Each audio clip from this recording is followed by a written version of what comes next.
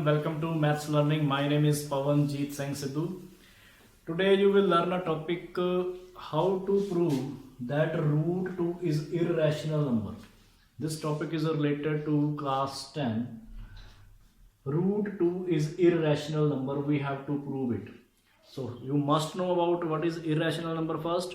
So let me write first what is rational number.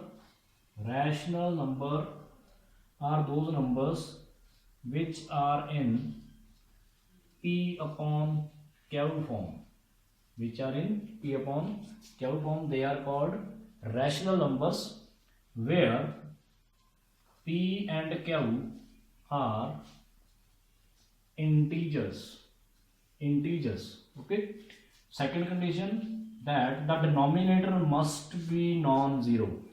The denominator must be non-zero. You cannot write Q as 0 from integers, but any other number you can write from integers in the denominator other than 0. So for example, 1 upon 2, 1 upon 3, and 3 over 4 minus 7 over 8. You can write another example also. Only 2 also you can write as a rational number by writing it as 2 over 1. Clear? So these all are the examples of the rational number. Now what are irrational numbers? Irrational numbers are those numbers which are not rational numbers. Which are not rational numbers. Or which we cannot write in the form of P over Q. Here examples: root 2, root 3, root 5, etc. Or whose decimal expansion is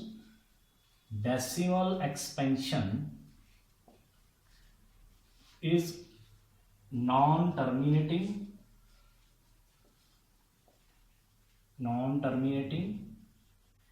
and non-recurring. Clear?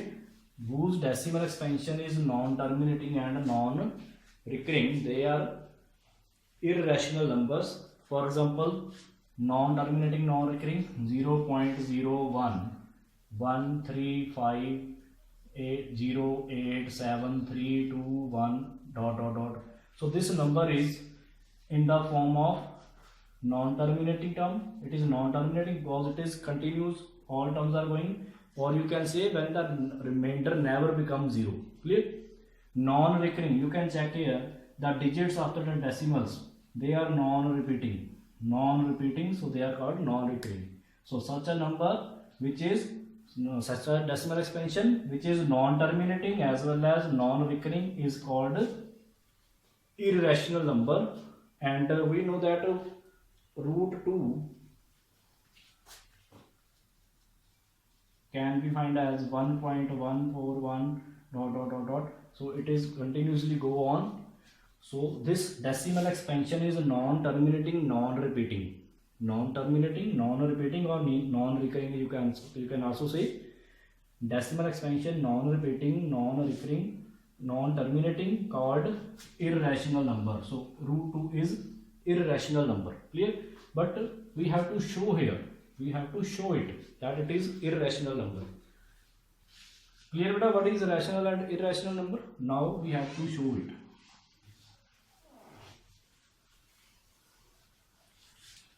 We have to show that root 2 is irrational number. Before that, we have to go through a theorem statement that when any prime number, let it be P, divided by any prime number divides a square. A can be any integer, positive integer. Then prime number P, this prime number P also divides only a square. Clear? If any prime number p divides a square, then it also divides a. So we have to use this theorem in the proof of this root 2 is a rational number. Now let's start proof. That is a theorem, we have to use it later. Let root 2 is rational. We have to show it is irrational, so let it be rational number. Let it is not a irrational number, let it be a rational number, but we have to show it is irrational. So we have supposed it, let it be a rational number. If it is a rational number, then we can write it as equal to a over b, because as you know that rational number can be written in form of a over b. Clear? If a over b, where right here a and b are co-prime numbers. Co-prime numbers, what are co-prime numbers? Which have no common factor other than 1. For example, 2 and 3. What is the common factor between them? That is only common factor 1 between them. There is not any other common factor other than 1 in 2 and 3. So 2 and 3 are co-prime numbers. So here we have taken a and b are such numbers which are co-prime numbers. Clear? So let a and b are co-prime numbers. Next, now cross multiply, we can write it as a is equal to square root 2b, that is equation number first. Clear? Now squaring, next step, squaring on both sides. Squaring on both sides of the equation first, a square is equal to root 2b whole square, that gives you, yes, square of square root 2, that gives you only 2. B square as it is, 2b square. A square is equal to 2b square. Understood? So in the next step,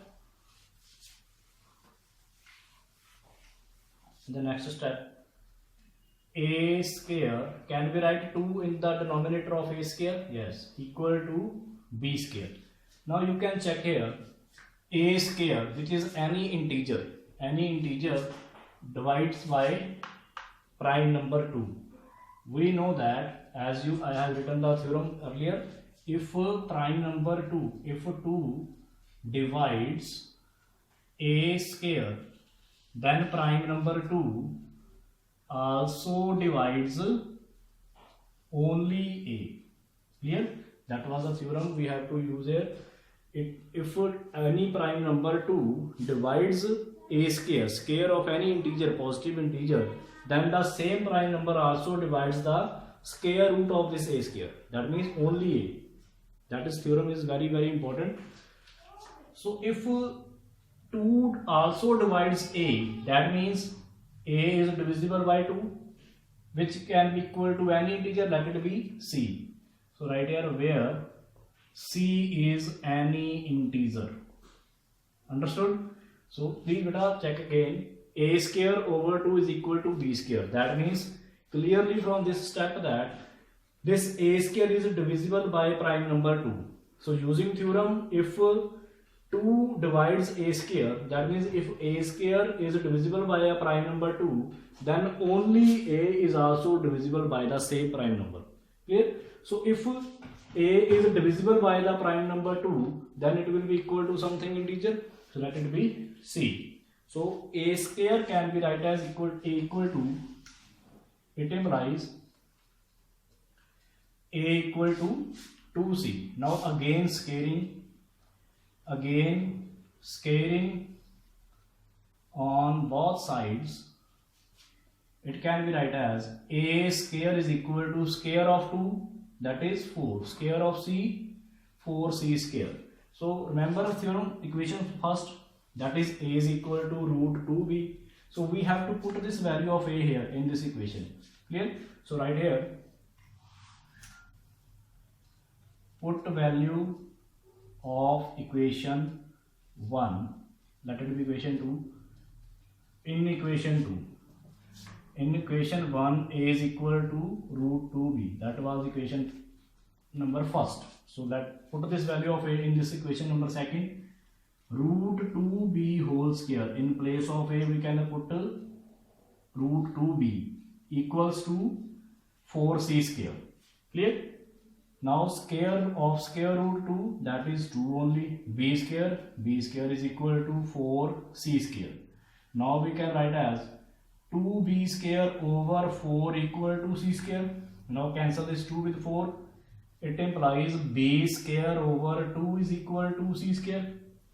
As in the previous step, a square was divisible by 2. Now b square is also divisible by 2. So now in the next step we have to write there that if 2 divides in place of a square, now we can write there b square. If 2 divides b square, which is equal to c square, any integer, that is the result c square. But concentrate on the left part. B square is divisible by 2, any prime number 2. If b square divisible by 2, then using theorem, only b is also divisible by 2. Clear? In the previous step, we have proved there, right here, since a and b both are divisible by 2. Earlier we have proved that 2 also divides a. Now we have proved there 2 also divides b. That means a and b both are divisible by 2. That means a and b at least have one common factor other than 1. Yes, but what is the common factor? That is 2. Because both a and b are divisible by 2. That means both a and b at least have one common factor other than 1, which is 2 here. Clear? But in the starting of the proof, we have written there that a and b are co-prime numbers. I told you what are co-prime numbers. Co-prime numbers are those numbers which have no common factor other than 1. But here 2 is common factor in a and b other than 1. So that means our supposition is wrong. Right here. But a and b are co-prime numbers that we have supposed in the solution part, proof part. A and b are co-prime numbers. Therefore, our supposition is wrong. What we have supposed in the first part, that root 2 is rational number. That means it is wrong. So root 2 is not a rational number. If it is not a rational number, so it is a irrational number. So root 2 is a irrational number. So very simple. You can try other parts in place of root 2. You can write there root 3, root 5, root 7. So try this. Very important result for examination point of view. Thank you.